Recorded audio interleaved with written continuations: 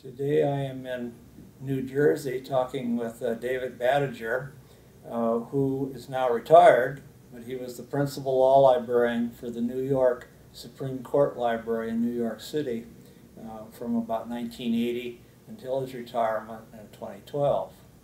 David and I, in fact, go back a ways. You and I both came to Washington, D.C. in our sort of early days in our profession.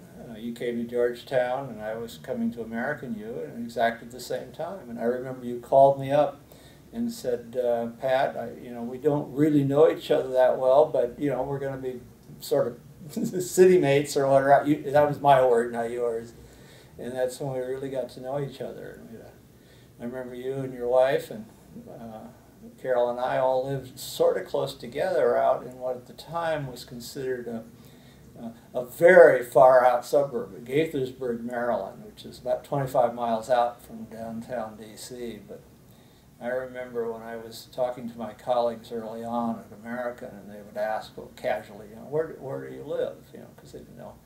And I'd say, oh, about halfway to Los Angeles. And they'd laugh and look at me like I was, what's this? And then I'd say Gaithersburg, and they'd believe it's about halfway to Los Angeles, I think. So we probably both had to put up with what was considered long commutes in those days, but not long by today's standards, nor nearly as much traffic. David, it's delightful to be here today and to reconnect with you and talk about your career and some of the things you've done in our profession. But before we do, can I ask you to begin by perhaps talking a little bit about your background, where what life is like when you were a kid, and maybe what life is like more even today. Sure.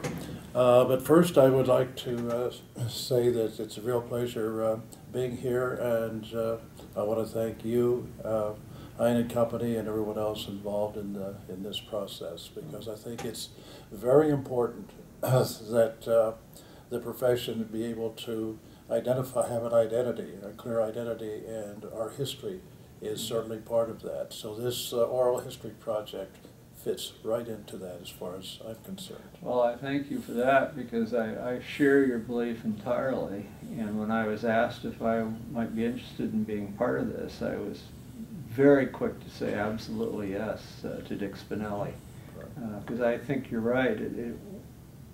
By telling our stories, we say enough about the profession that collectively we tell the entire history of law librarianship, essentially over about the last 50 to 60 years. Absolutely. So let me then go ahead to start by addressing your first question. Yeah, talk about what life was like perhaps when you were young and today. Okay. Well, first of all, I was born. I was born on a farm in southern Ohio in 1935. Mm-hmm.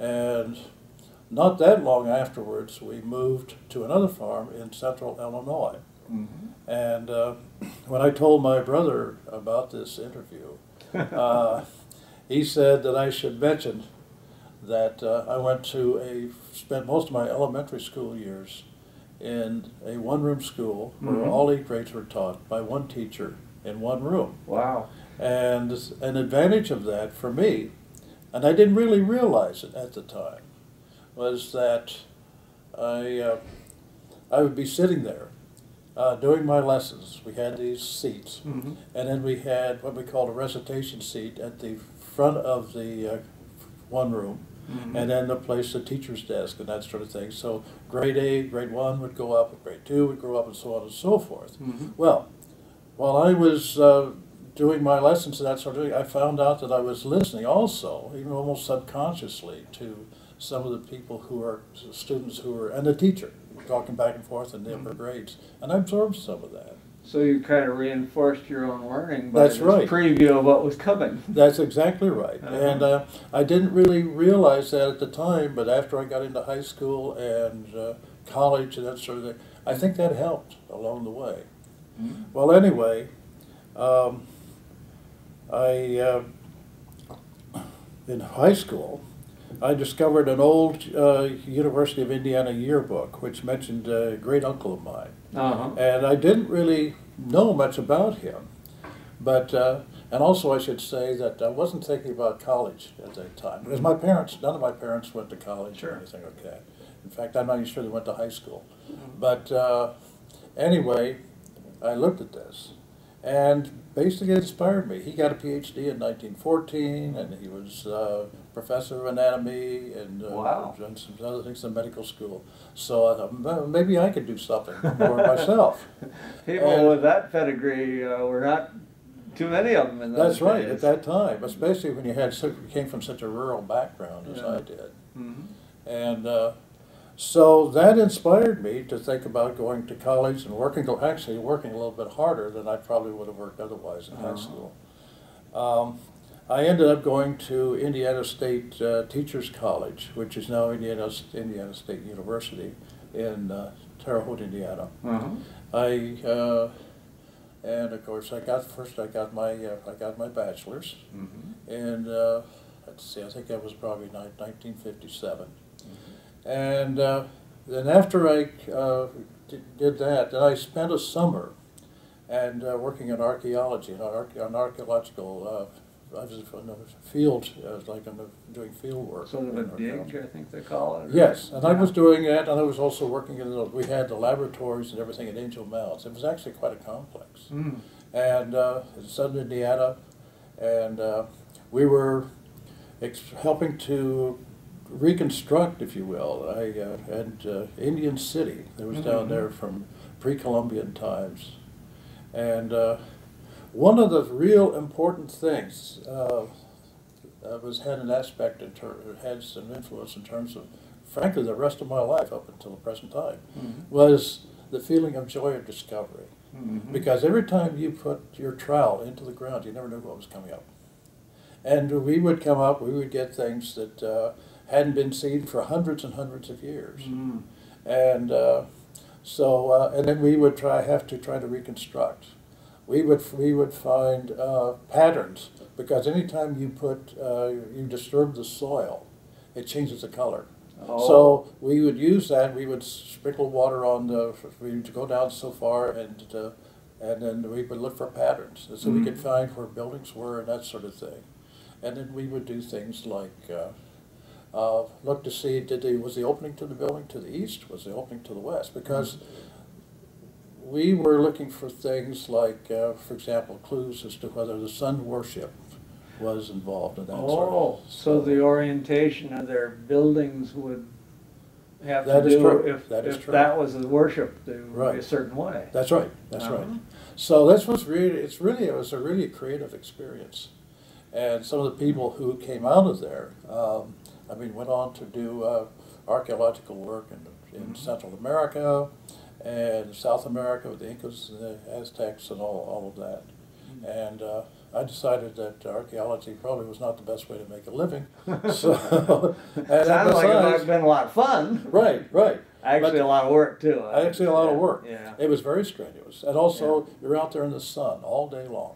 Oh yeah. Oh boy! I mean, did I get a suntan? And did I get sunburns? I'll bet. Oh boy! I mean, really big time. Oh. And so anyway, and then of course there was the Army looming up, because I was drafted in the Army. So that's right. That was still the draft era. That was still the draft time. Our current or more recent more volunteer now type, but not people that. Don't remember that era at all. It was scary as a student. Oh yeah.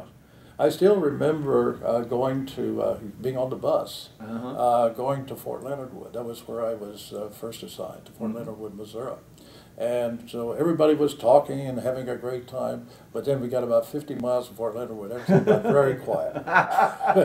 Everyone was starting to think ahead and That's right. wasn't sure what they were thinking about. Because there was basic training and all of that sort of thing. That was difficult at the best for anybody. So I was at Fort Leonard Wood about 6 months. And then I got reassigned to Fort Lewis, Washington. Yeah, out near where I live now. Out there where you live. I live in Olympia, Washington, which is south of there. Yes, yeah. And I spent some of my leave time down there, and I love Olympia, even to this day.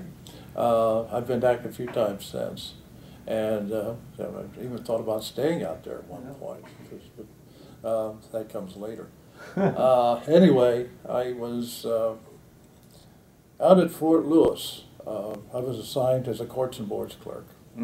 And there I wrote charges and specifications for courts martials. I interviewed prisoners in stockades, and I did a variety of other things that even today I'm not supposed to talk about, because at the end, just before I was discharged, well, I did some work with S2 and Army Intelligence and the CID, the Criminal Investigation Detachment, on various things. So anyway, ST called me in for a debriefing just before I left. And I had to sign a paper, something like this paper I signed here today.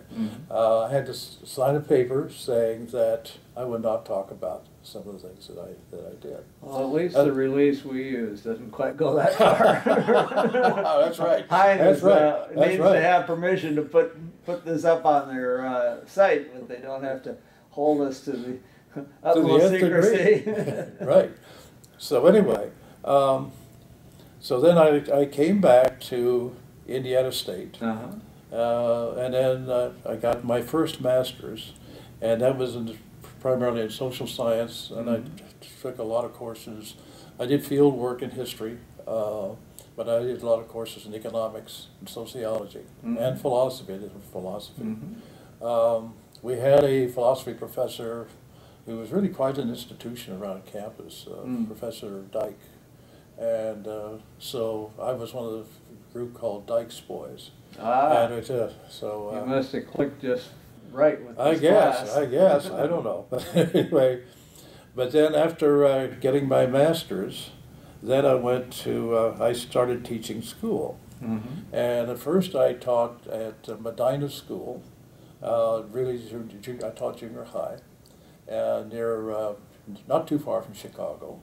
Maybe 30, 40 miles west. When you mentioned Medina School, I thought, I wonder if the Fort Lewis environment had attracted you back west briefly, because there's a Medina near Seattle. Oh, is that right? Yeah. I didn't realize that. Yeah, I think it's on the east side of Lake Washington, which is a large lake. So so it's a good thing I said Medina, Illinois. Or yes, quite or I would have thought maybe you were back out where I am now. Right. Okay.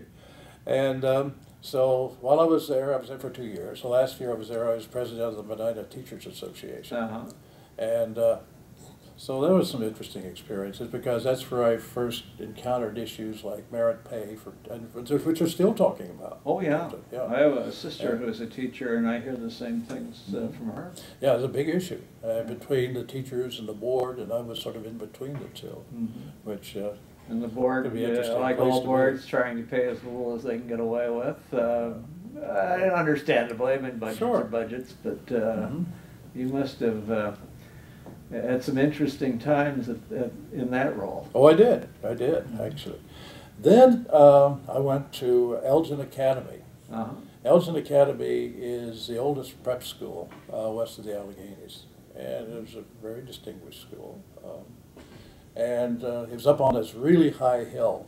And I remember always having to climb the hill, because my apartment was at the bottom of the hill, and the school was at the top of the hill. So that's one way I helped to get my exercise in the morning. I was thinking, my morning exercise. You could enjoy a little extra food and still keep more or less slim. More or less, right. Probably less if you're like I am. So anyway, I went to, so I was, that's where I learned about the Kennedy assassination. Oh, okay. I was there at the time, and I went up the hill from my apartment one morning, and there was some students ran out, and I didn't know what the world was going on, and so they told me about the assassination. So then we made arrangements for a special ceremony. We saw the we rigged up a special television for the for the funeral. We did have black and white television there. Yeah. Well, that really is what invented the kind of news coverage that we take for granted today of major events. I mean, that was the first one after television had really gotten a hold in this country. That's true. So, in my little way, I was a little bit. I've had part of this in terms of working with the school. Um, One of my responsibilities was being in charge of the library. Mm. Now, that was, did some teaching, but I was really in charge of the library. Mm-hmm. Now, the interesting thing about that was I had an assistant. The assistant had an MLS, and I didn't. Mm-hmm. And I really didn't feel quite right about that. Somehow that didn't seem, so I decided... He had the pedigree for the job, and you weren't too sure that right. you did. Huh? And yet you had the job. Right. At least she was very gracious about it. Yeah. I give her credit for that. And so it was at that time that I started thinking about library school. Mm-hmm. And I did. I enrolled at Rosary College, which is not too far away. It's on the west side of Chicago. Yeah, I remember quite a River few of our Forest. colleagues went Yes, through the yeah. Rosary, the old program. And one of our colleagues our former colleagues is, I think, on the faculty right now, and is going to be giving a lecture here in the next few weeks, a special lecture. Mm-hmm. And I can't think of her name right now, but I didn't know her personally, but I know that she has been around for a while with AALL and everything like that. So, and it's the school seems to be thriving as far as some of the schools are having a little bit of a run. Yeah. I know they've changed the name. Yes, I was going to get to that. Okay. Next, the name now is Dominican University. Yes. Yeah. It's now Dominican University, and as I said, they seem to be doing quite well. Well, anyway, toward the end of my time at Dominican University Libraries, Graduate Library School, or library, and I guess I was starting to think of information science, but it was really pretty much pre-computer. Well, this was a ways back, so they were pretty progressive. Yeah. So anyway, they were, so Professor Brace, who is William Brace, who is basically, I think his title was like research professor or something like that at the library school. And he came up to me one day. He knew I was thinking about my first professional position. I started to think about. I really wasn't thinking about law so much at all at that point. Despite your background at Fort Lewis. Right. Besides my background, well, he didn't know about my background at Fort Lewis. Remember, I couldn't talk to him about it too much. Yeah. So anyway, he said that he knew of an opening at the University of Chicago, and I think he said University of Chicago Law School. He must have. And he thought that I should apply. Now, how he heard about it, I don't know. But anyway, he did. And so, I don't know, I guess a few phone calls were made. And I had interviews with Professor Liddell, who was in the law library. Leon Liddell. And a few other people. I met a few other people. And the upshot of that was that I was offered the position of circulation and assistant reference librarian at the University of Chicago. So that was my first professional job. Well, we started out the same way. I was exactly the same thing when I was in library school at the University of Washington. And then it became more reference. I was the night reference librarian, but I started off doing circulation work. Well, as a student assistant, I'd done basically the scud end of that for some years. Exactly. Now I was in charge of worrying about that the people doing the other work were doing their job. Yeah. The other thing I didn't mention, I forgot to mention while I was going through this, is that when I was in college, I did work in the library as sort of get some extra money, that sort of thing. And reason we all because did. basically I was working my way through school. I mean, because you know, and so that's the other thing. The other part of your question you were asking about today, I think.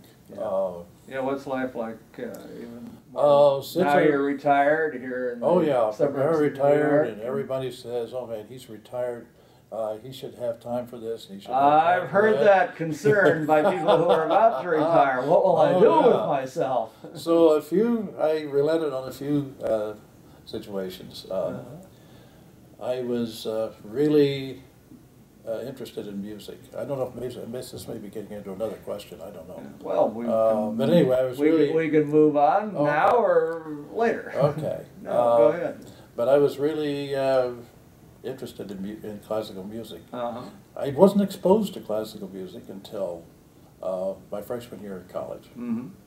But then I had this professor, Vivian Bard, who was a concert pianist and a real musician, and also very strict. I mean, a lot of people ran the other way rather than take her class if they could find any excuse at all.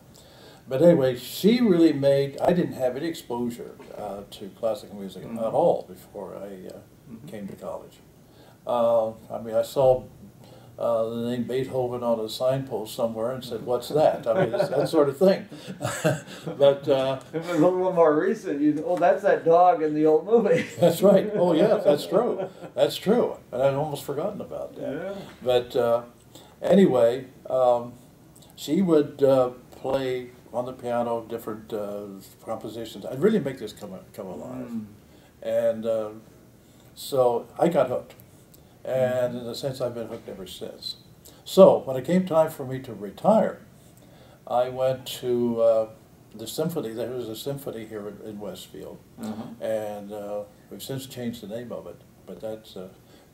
Anyway, I talked to. It came in unannounced. You know, they didn't know who I was, and Sure. I didn't know who they were really. But I started talking to some of the staff, and they said, "Would you like to meet the music director?" I said, sure. So he and I got to talking. We got to talking about opera, which he was interested in also.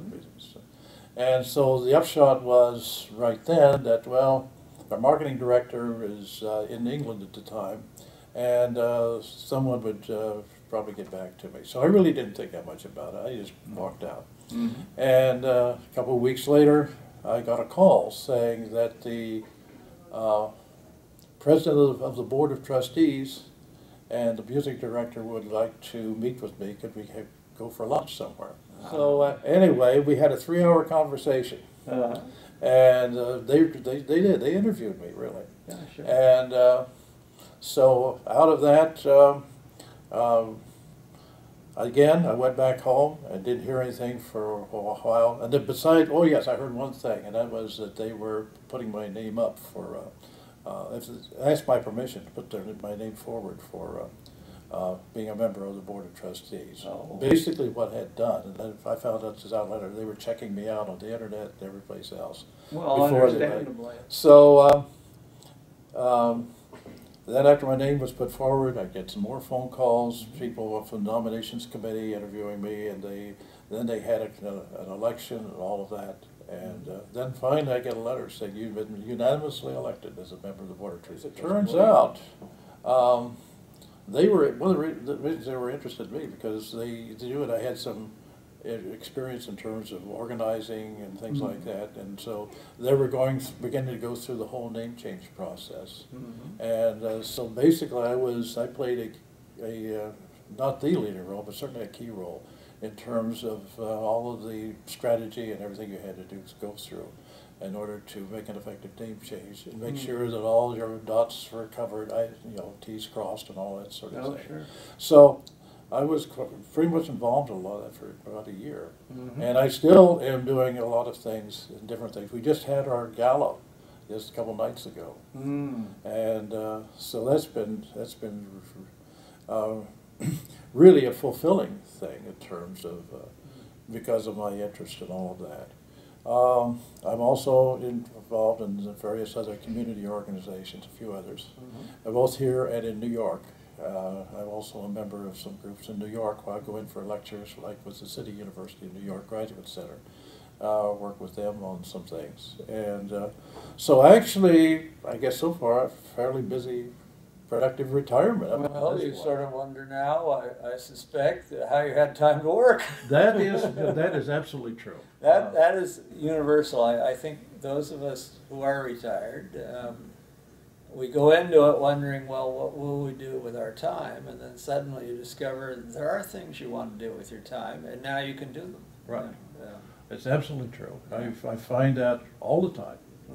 And not only in terms of activities like I just described, but even your personal activities. You have to keep those going too. Sure.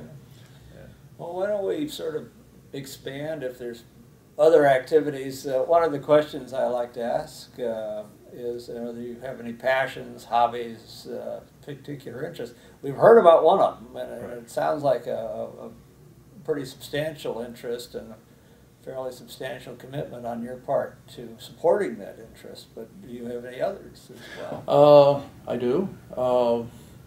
I still have a very active interest in terms of technology. In various aspects, not only law, but also particularly in terms of information security. And I've written some on that in some of my blogs. And I still follow very closely, even those the latest things that are coming. And I'm a member of one of the sections of ABA that gets involved in that. So I'm getting emails almost every day regarding information issues, and lawyers who are members of that, others who are members of that, who are also involved in the technological part, commenting back and forth, and all of us are invited to comment and that sort of thing. I'm a member of something called the Old Guard of Summit. The Old Guard of Summit. And some people say, why do they call this the Old Guard? And I'm still not sure. But it's a group of retired executives. And so these are very high caliber people. And I had to be sponsored in order to become a member of that. But we have lectures once a week on various substances that come. We've had some Nobel Prize people come in and talk to us. And that's not too unusual. One of the reasons being is that we're not that far from Bell Labs, and a lot of the people who are members were some of the really top people up to a few years ago while Bell Labs was still active in that, including some of the fundamental discoveries. And one of them, even including my neighbor, who was a chief scientist at Bell Labs. I think Bell Labs, over its lifetime, made some very significant discoveries. I think the transistor that's now the underpinning of all the solid-state electronics That's true. There. My neighbor was involved in that. And so he's the one who sponsored me for the Old Guard. And so that's been a very interesting thing. Travel, I haven't traveled much in recent years, basically since my wife passed away. Or actually when she first got really sick, back in 2003. And so before that we traveled widely.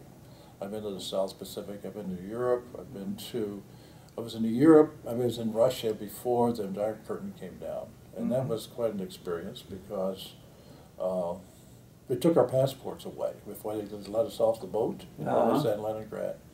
And one time I foolishly started walking around some of the streets. I just wanted to see, and then I realized, wait a minute, there's no one else around here in my group. And I rushed back because it dawned on me, I don't have a passport. What if they apprehend me for something? They probably would know all about you, good or bad. Good or bad, right. So anyway, South Pacific, I was in Tahiti, I spent some time in Tahiti, Samoa, Western Samoa, Fiji, and almost all of the states of the Union except for maybe 2. So that's the other thing. So I guess your bucket list still has 2 states on it, I hope. What's that? Yeah. Your bucket list has 2 more states. 2 more states to go. Yes. Let's see. I think Alabama is one. I forget which the other one is. It's really strange because you go to all these places and all at once you realize you've been all around this particular state. Yeah. But not at this particular one. So I guess I'll sort of let it go at that and let you go ahead to your next question. Maybe we should sort of go back now a few years and talk about your career. I've already mentioned in the introduction that you and I got to know each other more years back than I want to admit. you were coming to Georgetown from Chicago, but you've done a few more things besides that. Can we talk a little bit about some of the positions you've had as a librarian, and perhaps some of the things you did and some more of them? Well, since this is an oral history project, I'd like to go back lend some context to what I'm going to say next. Perfect. And I may need to read from some of this because it gets rather Feel free, there's no format in these things. We do what works. Well, it's because sometimes, even though I'm a history person, sometimes I get mixed up on dates. I'm not sure who I should tell. I like to refer to it as senior moments. Right, and, exactly. You know, to our younger colleagues, I'm pretty senior now. I guess you are too. You're a little older than I am. Right. So anyway, by the early 1960s, there was much talk about in the legal profession about the progressive rate of increase in the amount of material a lawyer had to review to do a comprehensive job of legal research. But there really wasn't much done. It was a lot of, but that began to change around 1965. And the reason, and the person who was really the impetus for this was Professor John Horty. I don't know if you. I don't recognize the name. Okay, no. Well, anyway, John Horty, he was at the University of Pittsburgh, and he created an electronic library of public health statutes of all 50 states, which was then converted by university employees into a digital form that the computer could read. And that was back in the 60s. Yeah, this was a pretty early version of the. That's right. What we take it was for one of the today. earliest. It was one of the earliest. Yeah. It must have been. Yeah, it was.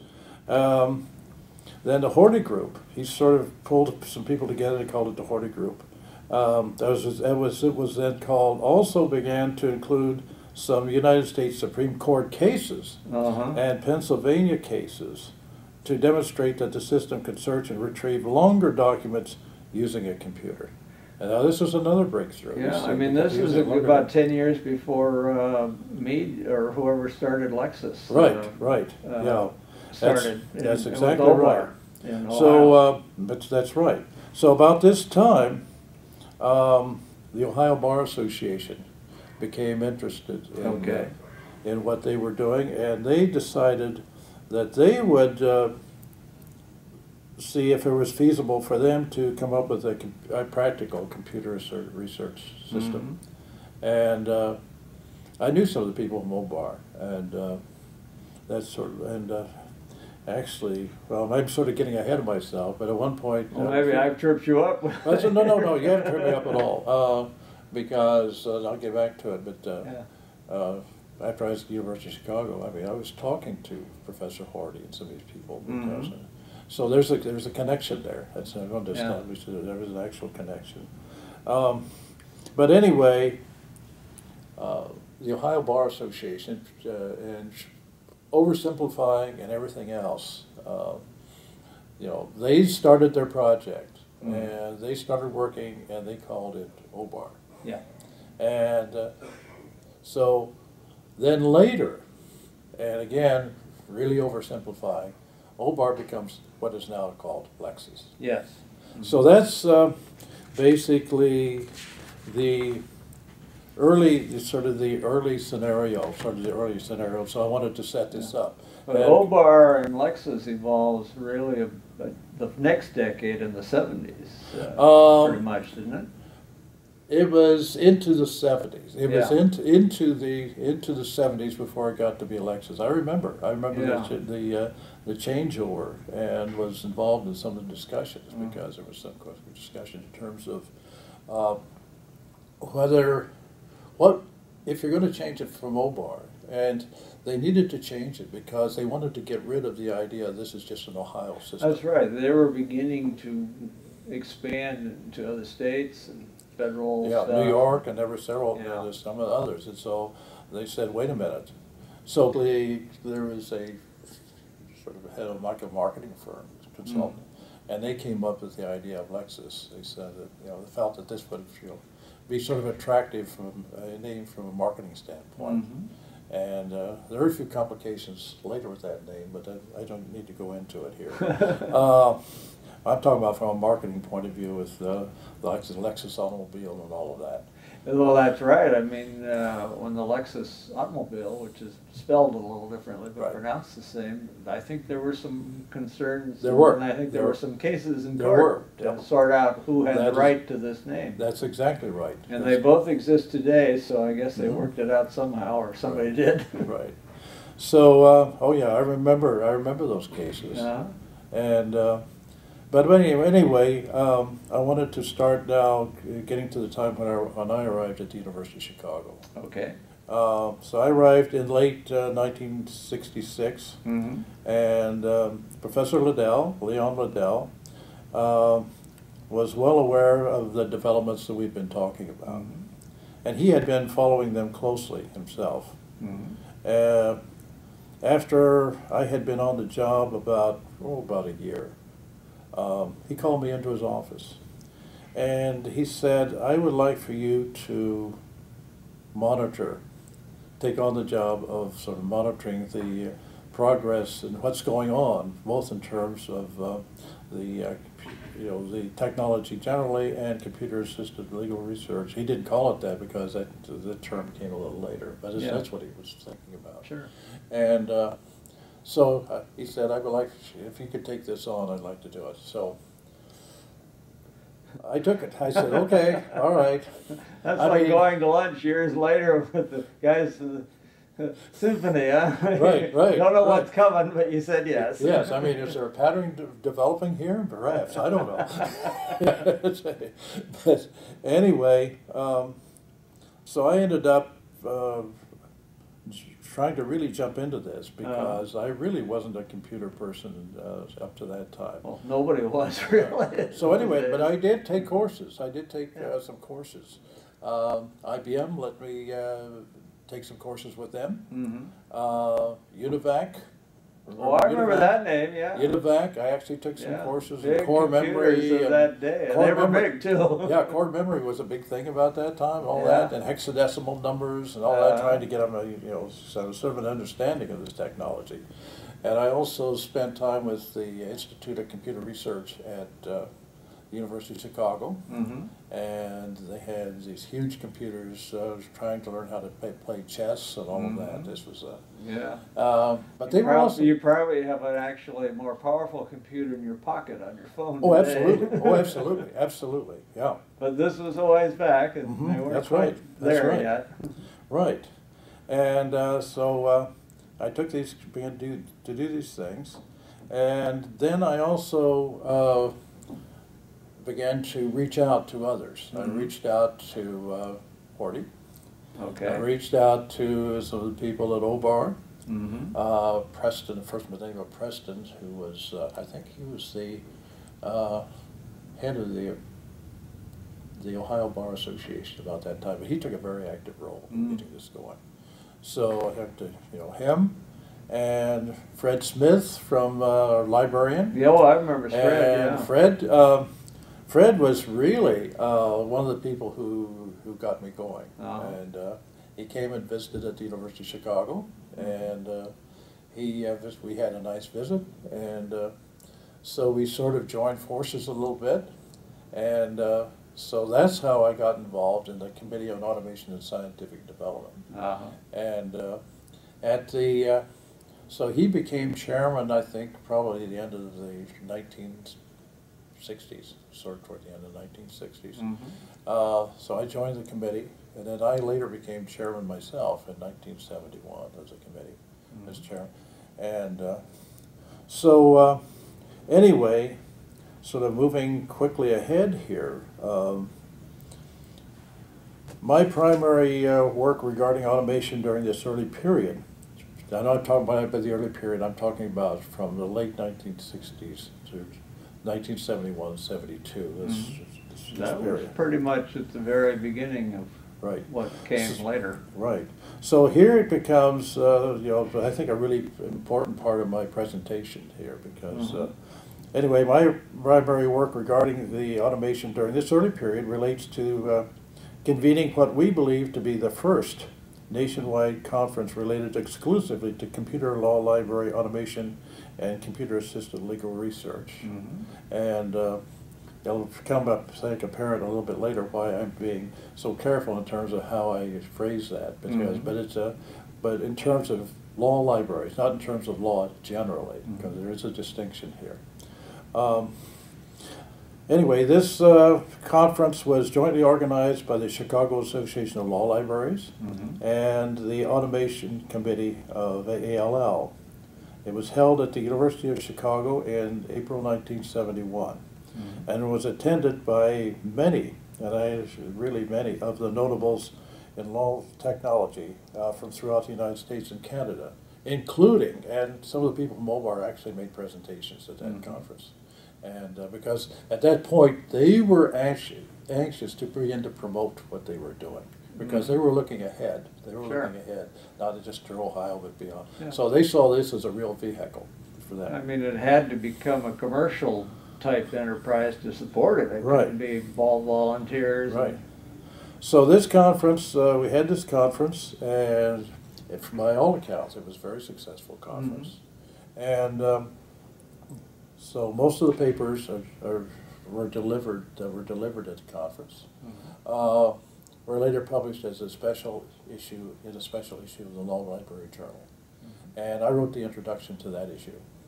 And I also was a person who was, let's see, maybe I should go ahead here. The idea of the conference originated with a question raised during a meeting of the Automation and Scientific Development Committee at the AALL 1970 annual meeting in Washington, D.C. Regarding, this question regarded the extreme difficulty of obtaining comprehensive information of the state-of-the-art of law library automation in the country. One person raised the question, someone else said basically, me too. I don't know who the people were, but that's how the real essence of this really started. Then during that meeting, I was at the conference, I mentioned that the Chicago Association of Law Libraries was beginning to plan their 5th workshop on library problems, and perhaps the workshop could, especially with the ALL support, be converted into a nationwide conference on law library automation.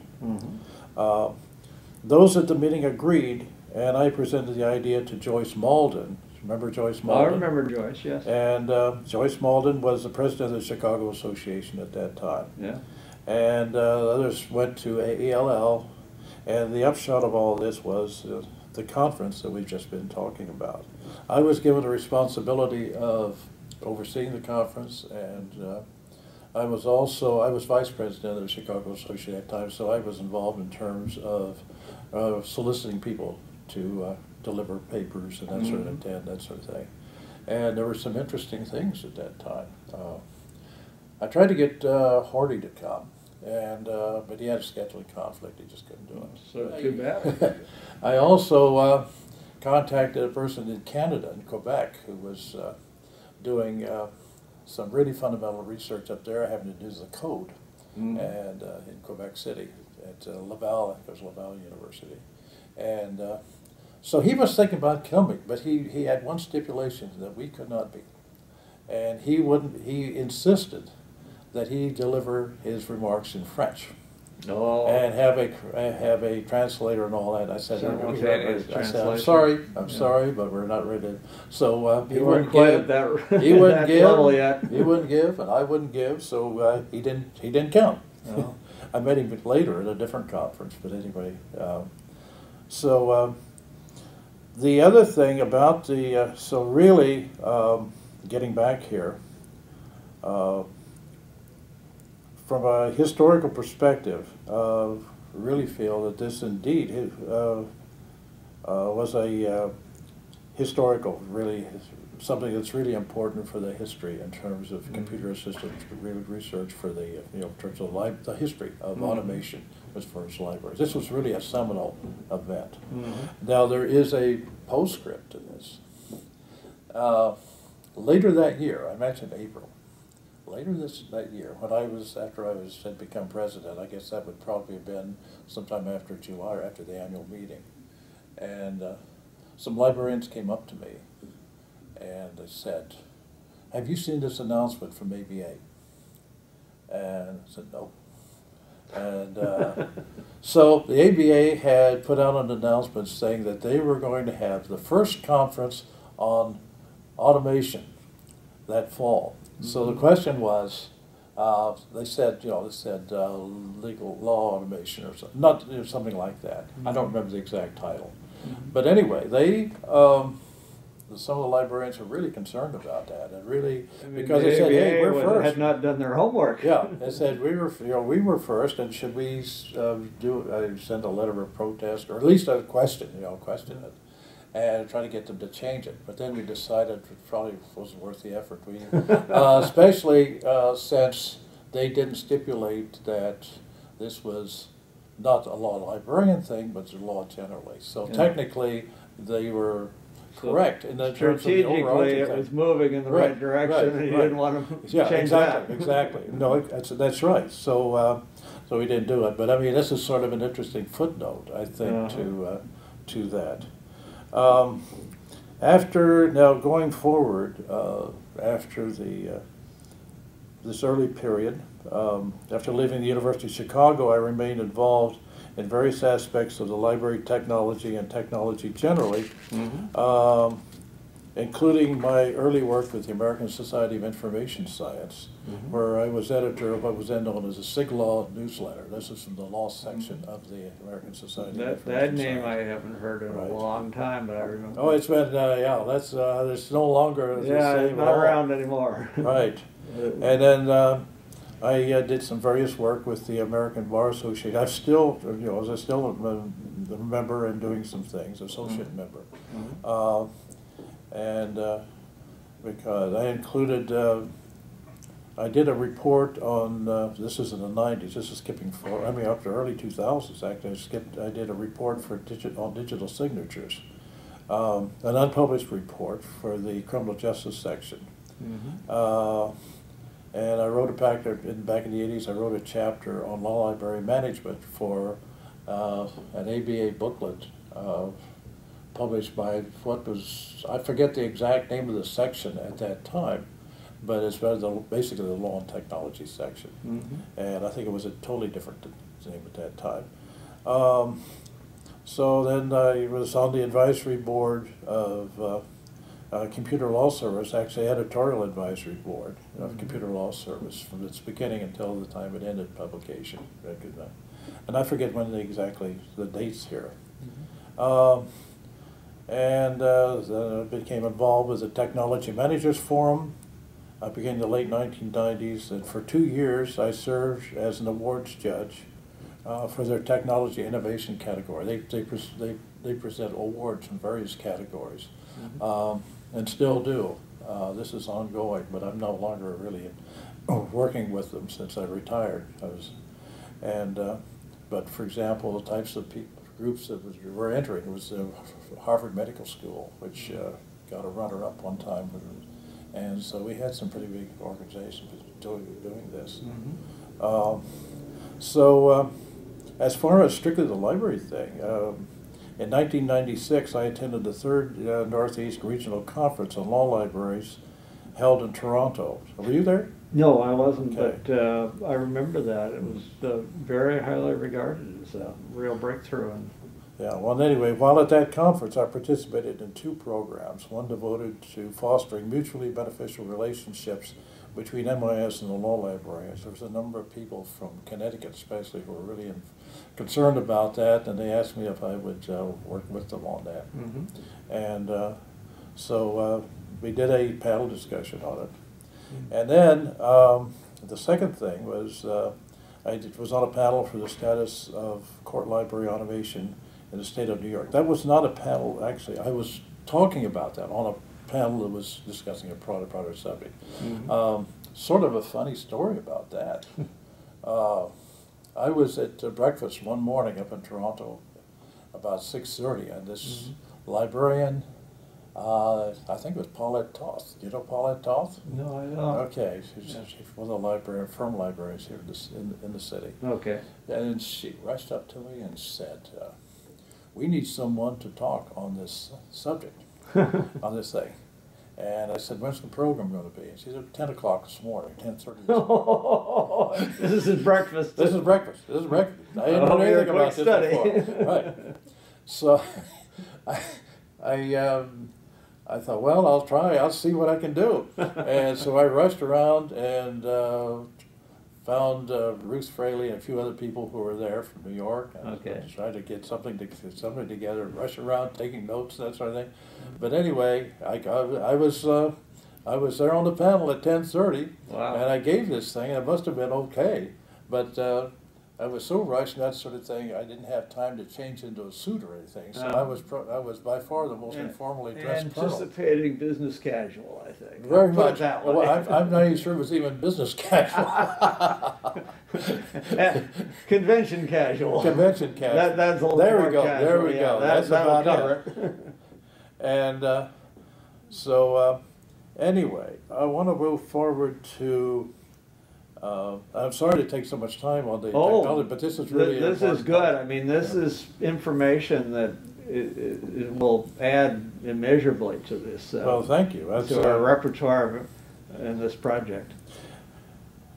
After becoming principal law librarian at the New York State Unified Court System in 1980, I became involved in various technology-related projects, including working with David Barnes, who was then the Deputy Director of Administration, in preparing, and I was assigned to help prepare and submit the first comprehensive proposal for implementing computer-assisted legal research in the New York trial courts. Now, for some of those who are listening, I guess I should clarify that the trial courts are basically the trial courts in New York. There's a difference between the trial courts and the appellate courts, and the highest court being the Court of Appeals. We were dealing here with the trial courts, not the Court of Appeals. So this is the Supreme Court in New York, the Supreme Court. I know. The Supreme Court of New York is the court. But I say there's several locations of the Supreme Court. Yes. It becomes very confusing to people outside of New York. That's right. But there are several locations around the state. And of course, my primary base was Manhattan, as First Judicial District, which is really the same thing pretty much as New York County. Yeah. New York County being Manhattan. And but we had so combined. These are called, this is the highest court of general jurisdiction for trial, for the trial courts. Sort of like in some states they call it the superior court. Yes, it's something district court sometimes. Yeah. Like here in New Jersey, I mean, it's more similar to other states than in New York. And of course, you have two parts to this. You have the strictly the trial courts. But then you have the appellate division courts. There's like 4 appellate divisions, and that's more appellate. More like a court of appeals, but below the top. But it's called the appellate division, the Supreme Court appellate division. Okay. And so this gets to be very, very tricky. So I'm going into some of this to try to explain, because some people might think that I did this for the whole unified court system. I didn't. This was a certain segment, but it was still statewide. Yeah. And so we proposed, we submitted the memorandum. I still have a copy. And it was submitted in September 1981 to upper management. And they accepted a lot of the recommendations that we had. And so there was the idea was to start with the trial pilot projects. We often do that in the court system in terms of introducing technology things, whether it's in the library or whether, but start out with like a series of pilot projects perhaps, and then see how it works out, and then begin to build up. So sort of a progression. And that's what we were proposing. So I was involved with that. And I was also involved a little later as a librarian member of an advisory committee developing recommendations for implementing a coordinated information technology system for the state courts. Now, this wasn't just the libraries, this was everything. Because we began to realize that, hey, we had different pilot projects, we had kind of different things going on in all different aspects of technology around the state. There needs to be some kind of unified approach to this. So, a committee was formed. The chief judge appointed a committee, and I was attached to that committee as a librarian because they wanted to get our perspective on that. And So yeah, we submitted our own report and that sort of thing. So this is just showing some of what I was involved in a general way and through the years in terms of the unified court system. Mm-hmm. In later years, I spent considerable time overseeing the development and implementing of various websites and blogs designed to enhance library services either through intranets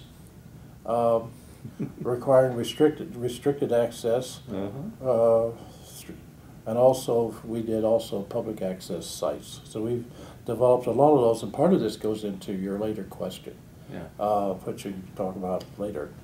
And so our public access websites were often developed and implemented with added support of even outside organizations, such as the New York Library Council, where I was on the board of directors for 10 years, from 1985 to 1995. And so we were able to leverage some of that, working together. And so basically, my last technologically related accomplishment before retiring was to oversee the digitization of documents held by the library related to the temporary commission of the revision of penal laws and the criminal code. This is a mouthful, so I'm reading this. 1961 to 1970. And the primary source publications related to this commission were deteriorating terribly. I mean, it was just, some of them couldn't hardly hold the pages together. That was one thing. Then the second thing is that this former staff director, well, he was the staff director of this commission at the time, but it was Judge McQuillan, Peter McQuillan, and I have to give him a lot of credit because he saved lots of documents that would have been otherwise destroyed. You have to remember that in those days, sometimes things got misplaced, and that's I'm talking about records that we might think of as really important, but some people might not think of so important. Misfiled. Yeah. So he just several boxes. So when later he became the administrative judge of the court where I was based. All right. So you have to remember, I should remember that, I had sort of a dual role because I was the principal librarian at the Supreme Court in Manhattan, that particular court, and helped oversee the public access library also in Manhattan. But in another way, and I may get into some of this a little later, I was also part of the Chief Librarian's Advisory Committee. Chief librarian being the people out of Albany who are coordinating in a coordinated way, overseeing statewide programs throughout the state. And so we had to deal with, we worked with both of those. So anyway, getting back to Judge McQuillan, when he became administrative judge, as I said, of our court, and of course much later. And but when he retired, he turned over all of his papers to me. So what I helped to oversee at the end was not only the digitization of the published material, but also this correspondence, some of which is probably nowhere else, anywhere. So this is really a valuable resource. And this is now available publicly at the Criminal Law Library website. And it's probably one of the only places. Some of these materials are also available at the state archives. They have also a depository, but some of theirs is different than ours. Some of ours is different than theirs. So I've worked very closely with the head of reference at the archives, at state archives, and we exchanged information all the time. So we sort of worked in tandem. And on our website, the Criminal Law, we have a citation to them. I think they may have a citation to us, and so we had that kind of collaborative relationship. So by digitalizing these things and so on, you presumably preserved them. Yes. And you've organized them so access is possible, but then they're available any place? Yes, and in terms of, and I'm getting into probably some things that I may say in the last section, but that's okay. In doing this, okay, I'd had some experience of, which I'll get into later at the University of Chicago as custodian of the Carl Llewellyn papers. And so I had some experience in terms of how do you organize papers and that sort of thing. But this was more than above me. So I talked to the people at the Columbia Law School, the Columbia Law School Library, including the head librarian there, whose name I'm forgetting right at the moment. But he was very cooperative, and he actually let me his archivist. And so he actually came down and worked with an intern, special intern that I had from a library school who was also studying archives. And together and working with me, the three of us, they came up with a coherent way of arranging all this material. They also came up with an index, a paper index. And so on the digitization project, which came later, we included the paper index as one access point. The other access point is we've worked with also the and worked very well with the Philip Yao, who was the manager of websites, for the whole court system. And he and I we hit it off very well, so we could work. And so with his support, we came up with the PDF files that were totally searchable. And so there's two ways of getting into this information. One of them is through the index, which we preserved as the index. And also is the other side is you go into a link where you basically put in the search terms you want, and based on what you put in, certain documents, relevant documents will appear. And then you can do whatever you want to with them. The idea of having both is some people feel more comfortable going to the index first before going to the search, or entering the search term. So we wanted them to have both options. So that was the first thing. So I think that will sort of end my technology section. That's the technology aspect. Yeah. So maybe we should sort of go back into your career. I mean, sounds like a tremendous part of it, but I know it isn't all of it by any manner of means.